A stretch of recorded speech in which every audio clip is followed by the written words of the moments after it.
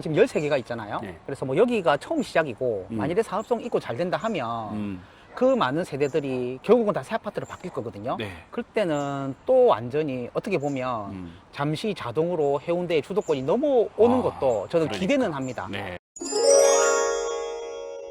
지금 저희가 선도직으로 노후도시특별법 관련해서 선도직으로 지정된 저희 LG 아파트 두산 1차 있는 그쪽으로 넘어가겠습니다. 거기가 2블럭이었죠? 맞습니다. 이 블럭입니다. 여기 13개의 그 구역이 있었는데 네. 그 2번입니다. 예. 여기 해운대 신도시에 음. ITX 이형 정차하는 거 아시죠? 네. 그게 원래 이야기는 사실 2019년부터 이렇게 나왔었거든요. 네. 그래서 중앙선, 철도, 그 원래 단선이던 거 복산하고 또 전철화하면서 노선이 부전역까지 연결이 될 것 같으니까 여기 이제 뭐 ITX를 넣자라는 이야기가 사실 2019년도에 나오긴 했어요. 네, 네. 근데 저희가 개통하기까지 굉장히 시간이 많이 지났죠. 맞습니다. 근데 그 신해운대역에 ITX 그 정차하기 전에 여러 곳에서 이제 그 정차를 시키려고 참 많은 노력을 했었었죠. 네. 그래서 뭐 여러 곳에 이야기가 있었지만 뭐 결국 정차하게 된 곳은 신해운대역이랑 기장역이랑 센텀역이거든요. 예. 근데 신해운대역이 제일 많이 정차하는 거 이야기 들으셨죠? 아, 그거는 몰랐어요.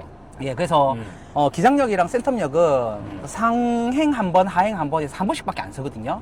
근데 신해운대역은 상행 4번, 하행 4번 이렇게 4번씩 씁니다. 그래서 가장 많이 쓰는 역이 신해운대역이고 네. 어쨌든 그 기차를 타고 저희가 이제 ITX를 타게 되면 이제 청량역으로 바로 갈 수 있는 그런 편한 교통시설이 있죠. 네. 근데 신해운대역을 왜 했을까 생각을 해보면 해운대 바닷가랑 제일 가깝더라고요.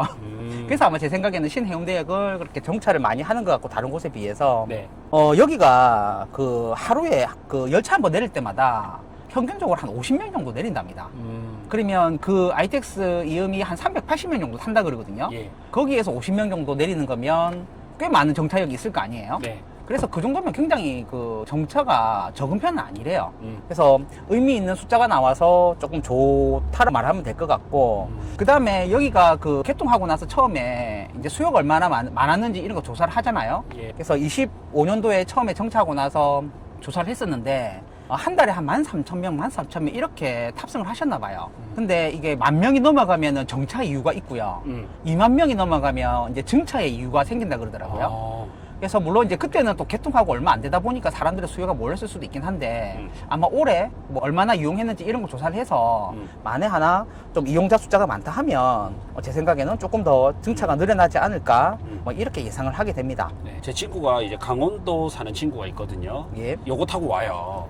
아, 여기까지. 예. 네. 그래서 부전역에서 주로 내리거든요. 예. 근데 굉장히 편해합니다. 예. 그래서 어떻게 보면 이제 교통 오지였던 경북에서 강원도까지 예. 또 이것도 노선이 생기면서 많이 좋아졌다고 봐집니다.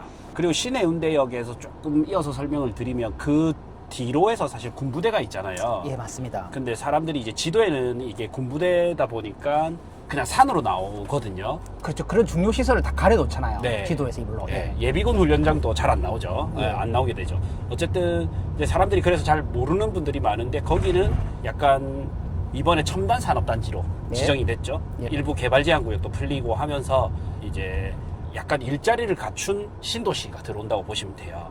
이게 이제 송정까지 같이 연계가 됩니다. 그러면 어떻게 보면 신해운대역을 왜 2호선과 환승되지 않도록 했을까? 예. 장산역에 넣어버리면 이제 이용객도 좋고 환승하기도 좋을 건데 예. 아마 그런 큰 그림을 보고 했던 것 같아요. 그래서 신해운대역 쪽에는 이제 뒤로 해서 약간 주거 시설이 들어오게 하고 예. 그 뒤로는 일자리가 들어오게 하고 예. 송정이 이제 지하철 2호선이 연장이 되잖아요. 예. 그러면 동해선과 이제 환승이 되게끔 백스코처럼 예. 되지 않을까 싶어요. 알겠습니다. 그래서 53사단 이야기가 이제 최근에 나오면서 이제 거기 개발이 저희가 단기라고 보기에는 조금 시간은 걸리겠죠. 네. 하지만 이제 부산시에서 그런 미래 청사진을 그리고 있으니까 어쨌든 뭐 좀 시간이 지나서 여기 또 노후도시특별법에 의한 새 아파트들이 들어오기 시작하면 그런 시너지까지 같이 받지 않을까. 네. 그때쯤에는 타이밍이 맞아서 그렇지 않을까 싶네요. 예, 제가 이제 여러 도시를 다녀봐도 특히나 이제 어떻게 보면 우리 수도이자 대한민국의 수도이자 잘된 도시잖아요. 예. 거기를 가보면 사실 좋은 일자리는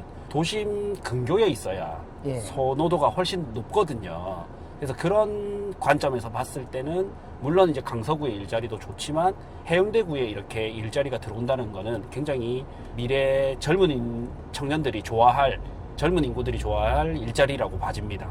제가 주로 이제 부산에서 주목해야 될 일자리 하면 우리 부산에서 동 단위로 봤을 때 연봉 1등이 혹시 어딘지 아시는 분? 강서구. 1등은 바로 문현동입니다. 아, 금융단지 쪽이요? 네. 그리고 이제 지식산업센터도 우리가 초기에 부장을 좀 잘 받으면 나쁘지 않은데 네. 후기에 받으면 사실 좀 나쁘죠. 네. 근데 될 만한 입지가 딱 정해져 있거든요. 그게 부산에서 이제 센텀시티였던 거고 저는 이제 외곽으로 갈수록 오히려 좀 불안하고요. 그나마 될 수 있는 곳이 저는 이제 북항하고요. 그 다음에 제2센텀, 그 다음에 이번에 발표난 요 해운대 첨단 3단 요렇게 좀 압축해서 볼 수 있을 것 같고 거기서 하나 한 군데 정도 더 하면 에코델타시티 정도까지는 괜찮을 것 같아요. 네. 선도지구 2구역이죠. 네. LG 아파트 쪽에 들어왔습니다. 지금 가장 핫한 곳이죠. 이 블럭이 이제 LG 대리 두산 1차잖아요. 예, 예. 지금 세대수랑 앞으로 나올 세대수가 좀 예상되는 범위가 있나요? 지금 세대수는 4,300, 4,400 정도 제가 숫자는 정확히 기억은 안 나거든요. 네. 그 정도고, 근데 앞으로 나올 거는 설계를 어떻게 뽑느냐에 좀 달라질 것 같아요. 네. 어떤 의미냐면 저희가 재건축을 할 때 음. 대형 평수를 많이 뽑을 수도 있고 좀 작게 뽑을 수도 있거든요. 예. 근데 여기는 이제 대형 평수가 많이 있어요. 그래서 그 수요에 따라서 대형 평수의 비중이 달라질 것 같고, 그래서 전체 세대수는 아직은 조금 미정이라고 보시면 될 것 같은데, 저희가 용적률이 여기서 250에서 한 300 정도까지 올라가거든요. 네. 그러면 한 40% 정도 네. 이상 올라가니까 뭐 단순 비례한다 하면 세대수는 한 40% 정도 올라갈 수 있고요. 근데 뭐 고대장님도 예상하시잖아요. 네. 사업성이 생각보다 쉽지 않을 거라고 저희가 예상은 하거든요. 네. 그럴 경우에는 저희가 대형 평수 대신에 소형을 좀 많이 뽑으면 그 대형 평수 가지신 분들이 분담금이 줄어드는 구조로 갈 수 있습니다. 네. 그럴 경우에는 세대수는 사실 조금 더 늘어날 수도 있고, 네. 어쨌든 그런 전체적인 상황을 좀 지켜봐야 될 것 같아요. 네. 제가 자료 금방 말씀 중에 보니까 한 대략 지금 4,600세대이고 예, 예. 우리가 예상되는 게 한 6,000세대 전후 네, 그 정도 될것 5, 6천 같아요. 예, 이렇게 될 것 예, 같아요. 6천 정도 될 것 맞죠. 같아요. 예. 그러면 부산에서도 거의 세 손가락 안에 들 정도의 대단지 아닙니까? 그렇죠. 뭐 롯데 카이저 정도 음. 빼고는 사실 더 큰 세대가 없을 것 같아요. 맞아요. 6천 정도가 되게 되면. 그게 이제 해운대 신도시에 떨어지게 되니까 예. 새롭게 지어지게 되니까 예. 파급력이 엄청날 것 같긴 합니다. 예, 그래서 사업이 잘 돼서 입주할 때쯤이면 사람들이 정말 들어오고 싶어 하는 아파트 중에 하나가 아닐까 싶긴 해요. 네, 지금 부산 대세가 보면 신축 대단지 입지가 살짝 빠진다 하더라도 신축 대단지면 그걸 좀 커버하는 이런 흐름이잖아요. 예. 그래서 여기도 마찬가지로 외곽이라기는 좀 그렇죠. 왜냐면 시내운대 여기 있고 나중에 이제 첨단 시티도 들어오고 첨단 3단도 들어오고 하면 예. 또 다른 중심지가 될 것 같기는 한데 예. 어쨌든 6,000세대가 들어온다니 예. 좀 기대가 됩니다. 예. 그래서 뭐 여기 선도주기가 지금 13개가 있잖아요. 네. 그래서 뭐 여기가 처음 시작이고 만일에 사업성 있고 잘 된다 하면 그 많은 세대들이 결국은 다 새 아파트로 바뀔 거거든요. 네. 그때는 또 완전히 어떻게 보면 잠시 자동으로 해운대의 주도권이 넘어오는 것도 저는 그러니까. 기대는 합니다. 네. 이 그런 부분에 왜냐면 그때쯤 되면 또 저희가 중동 우동에 있는 아파트들도 연식이 좀 될 수도 있거든요. 그렇죠, 그렇죠. 그래서 뭐 우리가 대우 마리나나 뭐 이런 아파트들 재건축 시기하고 어떻게 겹치게 될지 모르겠지만 예, 어쨌든 그 사이를 피해간다 하면 여기도 정말 매력적인 주거지가 되지 않을까 네. 그렇게 기대를 하기는 해요. 예, 그먼 미래긴 한데 네. 그래 되면 저는 이제 일강 신도시가 굉장히 위협을 받을 것 같아요. 아 예. 예, 그때는 일강 신도시가 좀 더 구축이 돼 있고 예. 사실은 더 입지가 좋은 자동 신도시가 이제 새 아파트가 돼 버리니까 예. 오히려 중심지의 우동은 그래도 뭐 입지발로 좀 버틴다. 예. 뭐 그 맞춰서 뭐 같이 성장을 하겠지만 예. 일강은 좀 위태하지 않을까. 그런 생각이 드네요. 네. LG가 올해 6건 중에서 한 건이 4억 3천짜리가 구평이 있었거든요. 네. 근데 이런 건들은 저희가 시세에서 빼잖아요. 그렇게 하고 나면 한 6억 3천 정도 됩니다. 그래서 이 아파트가 뭐 22년도 이럴 때는 한 7억 중반까지 갔었거든요. 네. 근데 그게 한 5억 중반까지 밀렸다가 최근에 6억 3천까지 올라왔으니까 이제 부산 아파트 좀 회복이 되면서 시세는 조금 반등했다고 보시면 될 것 같고요. 그 다음에 여기 LG하고 저희가 신해운대역을 오늘 가보지는 못하지만 네. 예전에 저희가 신해운대역 들어온다고 해서 외부 투자자들 좀 매수했었거든요. 예. 그때 가장 많이 매수한 아파트가 어딘 줄 아시죠? 삼성? 맞습니다. 아. 왜냐면은 그 삼성이 신해운대역에서 가장 그 접근성이 좋거든요. 네. 그래서 삼성 아파트 같은 경우에는 매수가 꽤 많이 들어왔다고 소문이 났었는데 사실 그 삼성 아파트보다 지금 시세가 조금 더 높은 데가 여기입니다. 예, 그래서 여기는 지금 초등학교도 붙어 있고 예. 또 그다음에 이제 노후도시 특별법과 관련해서 어떤 그 이슈도 좀 받아가지고 어쨌든 그 벽산 1차나 뭐 이런 아파트를 제외하고 나면은 기축 아파트들 중에서는 어떻게 보면 가격이 가장 높은 편에 속하는 아파트가 여기 LG 아파트입니다. 그다음에 LG 아파트하고 이제 같이 진행되는 아파트가 예. 자동 대림 1차거든요. 예. 그다음에 자동 두산 1차도 같이 진행하는데 이 아파트들은 사실 LG보다는 가격이 조금은 낮은, 약간은 좀 미세하게 네. 조금 낮은 느낌이 있긴 해요. 네. 그래 하더라도 전반적인 어떤 그 최근 한 1년 사이에 가격 흐름은 거의 비슷하게 간다고 보시면 될 것 같고요. 네. 우리 오늘 처음 봤던 게 벽산이 있고, 그 다음 화목 보고, 이번에 또 이렇게 보고 있는데, 가격이 화목이랑 비슷하거든요. 예. 한 2천만 원 정도밖에 차이가 안 나요. 그러면 사실 상대적으로 더 화목과 벽산이 또 매력적으로 보이네요. 네, 여기도 매력이 있지만 결국 이제 중심지에 있는 이 아파트들도 예. 상대적으로 좀 저렴해 보이는 효과가 생긴 것 같아요. 예. 그래서 이제 여기서 그럼 가장 단점이라 하면 어쨌든 다른 아파트들하고 선도직으로 경쟁을 했는데 네. 여기가 가장 먼저 선정이 됐다라는 거고. 음. 그래서 어쨌든 뭐 새 아파트를 우리가 기대한다 하는데 시간은 많이 걸리겠지만 또 그런 면에서 속도는 제일 빠르면 제가 재건축 재개발 속도도 상당히 중요하게 생각을 하잖아요. 그런 면에서는 또 조금 뭐 메리트가 있는 뭐 그런 아파트죠. 과거에 이제 사모가든과 대우마리나가 있거든요. 평상시에는 원래는 대우마리나가 사모가든보다 좀 더 비쌌거든요. 그런데 사모가든이 이제 속도를 치고 가고 시공사가 아크로로 선정이 되면서 예. 막판에 대우마리나보다 1억 정도 더 가버렸었거든요. 예. 예. 그러다가 이제 지금 시공사가 삐걱된 부분이 있고 또 속도가 빨랐던 것 같은데 하락장에서 늦어지니까 다시 대우마리나가 또 좀 더 비싸졌단 말이에요. 예. 그래서 이 두 개 사례를 보면서 요 자동 신도시도 속도와 입지적 측면에서 서로 비교를 해보면 예. 더 도움이 될 것 같아요. 예. 예, 맥락은 비슷하게 흘러간다. 또 한편으로 놓고 보면 그 두 아파트도 이제 서로 엎치락뒤치락 하잖아요. 네. 그럼 여기 내에서도 뭐 속도나 또 입지나 또 그런 거에 따라서 전반적으로는 엎치락뒤치락 할 것 같거든요. 네, 맞아요. 그래서 하나의 시장으로 좀 보시는 것도 나쁘진 않을 것 같아요. 네. 그래서 이거 선도지구 딱 지정됐을 때 예. 직전에 거의 어느 정도 입소문이 다 났었거든요. 예. 그때 저희가 이제 임장 스터디 모임에서 왔었어요. 예, 예. 그때 이미 호가가 많이 떴더라고요. 예. 근데 그 반면 저기 입지가 좀 좋은 자동 신도시 아파트들은 예. 생각보다 또 조용했었단 말이에요. 예. 그래서 여기를 우리가 놓쳤다 하면 차라리 입지 좋은 자동 다른 아파트를 보는 것도 괜찮은 방법이다. 예. 이렇게 말씀을 드렸었는데 예. 조금 흐름을 타고 있습니다. 예. 지금 부산이 하락으로 가지 않는 이상은 얘가 키 맞추기로 해서 떨어지지는 않을 것 같고 예. 하락장으로 가면 오히려 밑으로 키 맞추기를 하는데 지금 부산은 그래도 전세가가 유지가 되면서 조정이지만 예. 상승으로 가는 조정이단 말이에요. 그러니까 이럴 때 차라리 이제 입지와 속도 두 개를 비교해 보면서 오히려 저렴한 거, 저평가되어 있는 거를 노려보는 것도 괜찮은 전략일 것 같아요. 자, 우리 부동산 대학원 동기이자 자동 신도시에 계신 우리 소장님을 뵈러 왔습니다. 경동 메르빌 부동산입니다. 그래서 저희 해운대 신도시 요즘에 분위기 어떤지 한번 소장님 목소리를 직접 한번 들어보도록 하겠습니다. 네, 들어가 보실까요? 반갑습니다. 네, 안녕하세요. 안녕하세요. 네, 해운대 장산역 저기 인근에 위치해 있는 경동 메르빌 부동산 소장 박미양입니다.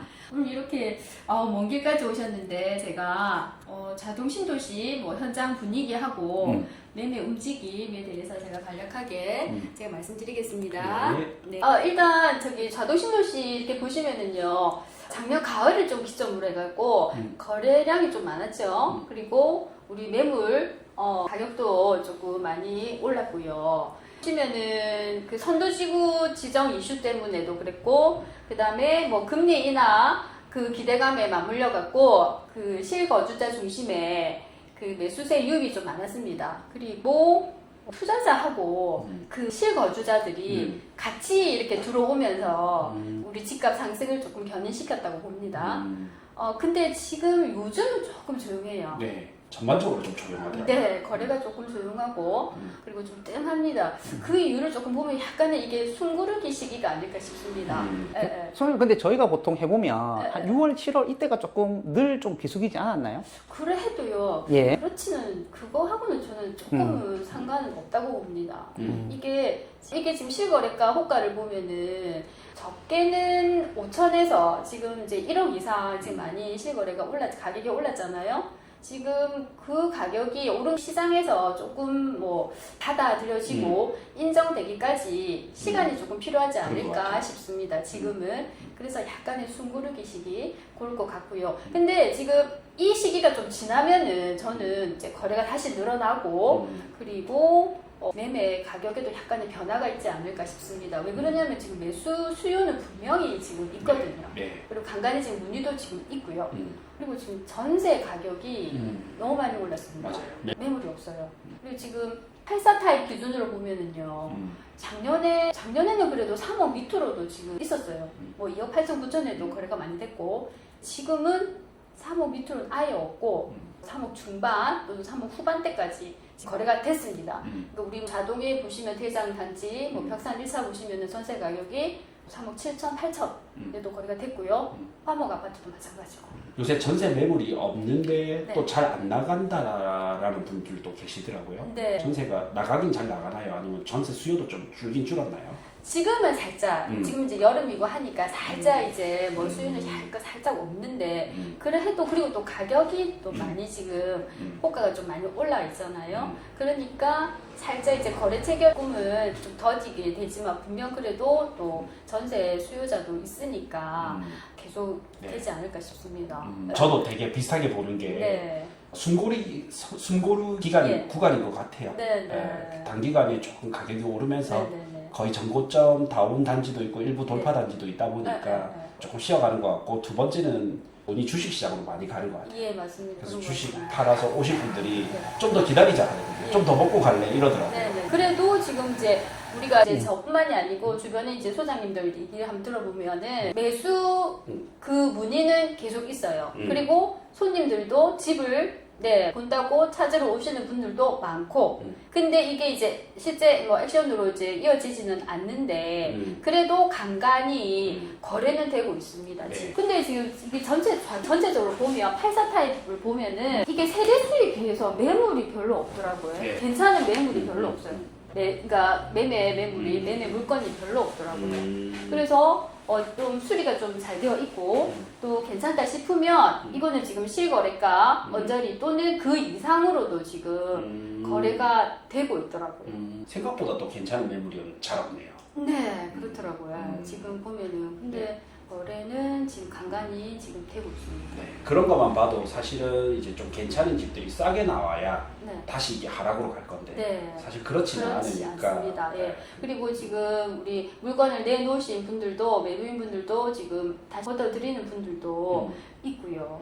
그래서 조금은 저는 향후 그냥 계속 매매 가격은 좀 많이 조금 변화가 좀 있을 거라 봅니다. 네. 혹시 그 선도지구 지정되고 나서 그 전후로 해서도 바람이 좀 많이 불었었나요? 많이 불었죠. 그때 지금 우리 일단 저는 지금 뭐 현대아파트하고 요 앞에 있지만 여기는 지금 우리가 그 동의사 진구를 안 했으니까 그 이유 때문인지는 제가 잘 모르겠지만 여기는 우리 뭐 벽산이나 아니면 벽산이나 화목이나 아니면 저 위에 북자동의 LG나 대림이나 이제 이런 부분들 있잖아요. 그런 아파트에 비해서 여기는 좀 가격 움직임이 좀 많이 없었어요. 지금도 조금 낮아요, 가격이. 그런 이유도 선도지구 지정 이슈 요것도 많이 이 매매 가격에 조금은 영향을 미치지 않았을까 싶습니다. 네. 2차 또 지정 이야기가 나오면 또 네. 움직일 수도 있겠네요. 그럴 것 같습니다. 저는. 일단은 제가 작년에 제가 보면은 투자자들이 좀 많이 들어왔었거든요. 네. 그 갭 투자라고 그러죠. 전세 끼고 또는 월세세 입자를 안고도 이게 사신 분들이 많았습니다. 네. 가을에 보면은. 그러니까 투자자가 유입이 되면서 이 실거주자까지 같이 이렇게 들어오면서 분명히 집값이 올랐으니까 그런 이슈 때문에라도 투자자가 들어오지 않을까요? 네. 네, 저는 그렇게 봅니다. 그래서 지금 숨고르기 할 때가 또 한편으로 살 사람들한테 기회일 것 같아요. 네, 그렇죠. 저도 그렇게 봅니다. 네. 요즘에 전세 가격은 좀 오르나요? 아까 네, 많이 올랐어요. 아. 3억 중반에서 후반까지. 그러니까 84 기준으로. 그럼 소장님, 저 중동 5구역은 요즘 분위기 좀 어떤 것 같아요? 중동 5구역은 지금 우리가 1, 2월 달까지는 조금 문의가 많았습니다. 근데 3, 4월 조금 조용했었거든요. 근데 지금 다시 또 하겠다는 분들 매수 움직임이 조금 다시 살아나. 지금 저 같은 경우에도 저도 지금 주말 기점으로 해가지고 한 3팀, 4팀 상담을 했거든요. 그래서 지금 조금 뭐 프리미엄이 한 2억 한 초반대 정도 되는 매물 찾고 계신 분도 있고, 제가 그 조합에 한번 문의를 해보니까 이렇게 분양 신청했던 평형 통보는 일단 개인적으로 다 주지는 않았어요. 근데 전화를 해서 개인적으로 물어보면 뭐 1순위 뭐다, 뭐 됐다 안 됐다 이렇게 말씀해 주시더라고요.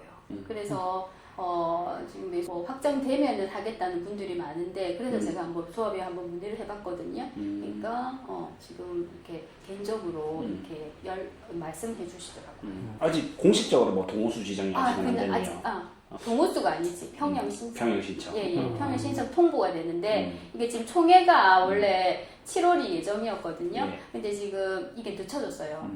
왜 그러냐면 시공사가 평당 공사비를 평당 뭐 895만 원을 얘기를 하니까 사실 너무 이제 조합에서는 받아들이기가 조금 힘들잖아요. 네. 그래서 이제 그 부분에 대해서 그 시공사한테 이 895만 원에 대해서 이게 왜 어떻게 어떤 항목에 뭐 어떻게 되는지 그거를 뭐 얘기해 달라고 지금 해놓은 상태라 하더라고요. 그럼 여기 지금 조합원 분양가는 9평이 대충 얼마 정도 나왔어요? 조합 분양가 84 타입 기준으로 해서 9억 7천 8천 조합원 분양가는 그렇습니다. 평당 2,800. 일반 분양가는 4,800이죠. 일반 분양가는 4,800만 원, 네, 조합원 분양가는 평당 2,800. 2,800만 원 정도요. 국평 기준으로 한 9억 7천 8천 이렇게 됩니다. 그럼 여기 빌라 같은 경우에는 보통 간평이 얼마 정도 나왔어요? 조그만 빌라들 있잖아요. 네, 빌라도 다양하게 작은 평수도 있고 그래도 큰 평수도 있죠. 예, 큰 평수도 있는데 작은 평수 같은 경우는 뭐 1억 중후반도 있고요. 예. 네, 그다음에 뭐 그냥 한 20평, 23, 4평 정도 되면은 뭐 2억 중후반에서 3억 초반까지 이렇게 간평이 나와 있더라고요. 단독주택 같은 경우에는 좀 크게 나온 것들도 그렇죠, 있나요? 그렇죠. 단독주택 같은 경우는 제가 받은 물건도 보면은 거의 뭐 간평이 5억 한 8천까지도 있고 그렇게 많이 형성되어 있습니다. 간평은. 저는 이제 추가로 요 해운대를 보면 최근에 이제 베뉴구가 핫했거든요. 근데 베뉴구가 P가 꽤 붙어버렸어요. 좀 좋은 거 기준으로 84 타입 기준으로 한 2억 정도 하거든요. 좋은 거 기준으로는. 그럼 얘 분양가가 14억 정도. 14억에다가 P 포함하면 16억이잖아요. 거기다가 손피 개념 많이 하니까 이게 16억 이상이 돼버리거든요. 그러면 베뉴구 84 16억 이상이냐, 이제 우상구역이냐, 사람들이 이제 비교하게 되거든요. 그러다 보니까 우상구역이 또 괜찮아져 버렸단 말이에요. 그러니까 이제 투자자들이 약간 분양권에서는 조금씩 줄어들고 있고요. 이분들이 우상구역을 또 보고 있어요. 우상구역이 관문이 열리면 사실은 그때부터 자동으로 이게 또 오거든요. 가격 차이는 있지만 이 약간 리딩 해주는 큰형님이 우삼이다 보니까. 그렇게 되면 아무래도 일반 분양가 책정할 때 훨씬 더 도움을 받을 수도 있고, 그렇죠, 그럼 그렇죠. 지금 아마 그 비례율이나 분담금 부분에서 조금 부담이 될 텐데, 그래도 약간의 그 어려움을 조금을 덜어주는 도움은 될 수 있을 것 같아요. 주위에서 그렇게 가격을 네. 올려주면. 예, 그래서 지금 좀 인기가 좋더라고요. 시장을 봤을 때. 그러면 결국에는 이 흐름이 결국엔 또 자동으로 올 거고, 예. 뭐 결론은 같지만 숨고르기 할 때 네. 또 한번 보는 것도 괜찮은 것 같아요. 그래서 지금 우상구역이 P가 거의 5억 이상이 지금 네. 뛰었잖아요. 그래서 여기 중동 5구역을 매수하시는 분도 처음에는 우삼을 먼저 가셨죠. 맞아요. 우삼을 가셨는데 P가 너무 많이 오른 거예요. 그래서 그냥 차선책으로 그냥 중동 5구역에 오셔서 그냥 실거주 하실 거니까 네, 그래서 매수하셨거든요. 네. 조망권에 대한 아쉬움이 또 있다 보니까 우삼은 그런 부분을 조금 채워줄 수 있는 게 여기 중동 5구역인데 중동 5구역이 아마 동호수에 따라서 편차가 커질 거 아니에요. 그렇겠죠. 그래서 좀 간보는 사람들도 아직은 좀 많은 것 같아요. 근데 그게 진행되면 확 달라질 것 같긴 해요. 근데 그런 부분은 뭐 모든 재개발 구역에서 어쩔 수 없는 것 같아요. 이게 전면, 바닷가 전면에 있는 단지들이 없다 보니까 다들 저층은 어쩔 수 없고. 근데 뭐 이게 뷰 보이는 세대들이 갈 때 저층들이 안 가는 건 아니잖아요. 저희가 이미 시세는 많이 따라가는 걸 확인했으니까 그런 부분에서는 그래도 기본 뭐 안전마진의 편이 그렇고 기본적인 시장의 흐름을 잘 타고 가니까 조합원들 입장에서는 어쨌든 꼭 지고 가시는 게 네. 꼭 지고 가야 된다 말해도 되나요? 선생님 입장에서 어쩌면 좋을 수도 있을 것 같은 그런 생각을 하게 그리고 되네요. 뭐 중동 5구 입지는 정말 좋잖아요. 네. 이게 뭐 우리 자동이 지금 기존에 지금 생활 인프라, 편리한 생활 인프라 다 누릴 수 있고, 그다음에 해운대 뭐 바닷가 근처 있고, 그리고 초등학교, 중학교 다 옆에 있고 하니까 입지는 정말 저는 좋을 것 같습니다. 7월 9일 목요일 2시부터 4시 반까지 이제 티타임 및 그룹 코칭이 있습니다. 저희 이번에 이제 남천동으로 사무실을 이전하고 남천동에서 어떻게 보면 첫 공식 행사입니다. 예, 가볍게 우리 티타임 하면서 저랑 같이 오프라인에서 얼굴 보고 얘기하면서 이제 코칭도 받으실 수가 있습니다. 자, 2시간 30분 동안, 2시간 반 동안 이제 진행이 될 거고요. 선착순 이제 10명까지인데 지금 제가 2자리 정도 더 만들어 가지고 4자리 정도 남았습니다. 4자리. 예, 선착순 마감이니까 참여하실 분들은 빨리 신청하시면 됩니다. 자, 다음 저희의 핵심 프로그램이죠. 부산 건물주 프로젝트 5주 완성 과정 7월 13일 월요일부터 바로 진행이 됩니다. 자, 이거는 시간 공간 제한 없이 다 같이 할 수 있도록 어떻게 커리큘럼이 구성되냐면요. 1주부터 4주 차는 VOD로 진행이 됩니다. 온라인 강의로 진행이 되고요. 요때는 이제 건물 살 때 꼭 필요한 이론, 필수 이론, VOD로 해서 알려드릴 거고요. 요거는 추가로 6개월 동안 무제한으로 계속적으로 들으실 수가 있습니다. 예, 그래서 요것만 들으셔도 내가 어떤 건물을 사야 되는지, 그리고 어떤 건물은 사면 안 되는지, 이거를 배우실 수 있고, 그리고 건물이 정말 잘 되는 거는 완전 초대박이 터지는 것들이 있단 말이에요. 그렇게 초대박이 터질 수 있는 조건의 건물들은 어떤 게 있는지 또 바로 배워볼 거고요. 그리고 건물은 언제 어떻게 엑시트를 해야 되는지, 엑시트 가격은 어떻게 알 수 있는지, 이거를 제가 계산하는 방법을 알려드릴 거예요. 이거는 전국에서 저밖에 못하는 것 중에 하나입니다. 이거를 다 알려드릴 겁니다. 그리고 이제 마지막 5주차 때는 오프라인으로 진행이 되기 때문에 이때는 하루는 시간을 빼셔야 됩니다. 바로 8월 9일 일요일 날 오전에는 이제 프라이빗 세미나가 있고요. 추천 물건도 있습니다. 투자하기에 좋은 거 금액대별로 다양하게 알려드릴 거고요. 다음 같이 점심 식사를 하고 다 같이 이제 현장 답사도 돌고 티타임도 하면서 개별 맞춤 상담도 해드리고 마무리가 될 예정입니다. 99만 원인데 선착순 20분만 39만 원에 신청 가능합니다. 네. 자, 다음 이제 부동산 1대1 코칭, 저 고대장의 1대1 코칭 있고요. 간단한 상담은 1대1 코칭 상담 받으시면 되고, 자, 어차피 아파트를 사셔야 되는 분들은 구해줘 아파트 신청해 주시면 됩니다. A부터 Z까지 전부 전 과정 도와드립니다. 자, 그리고 이제 재개발 재건축 부동산 코칭 이제 이번에 런칭했습니다. 재개발 재건축 전문가 강다르크님하고 저 고대장하고 같이 진행을 하고요.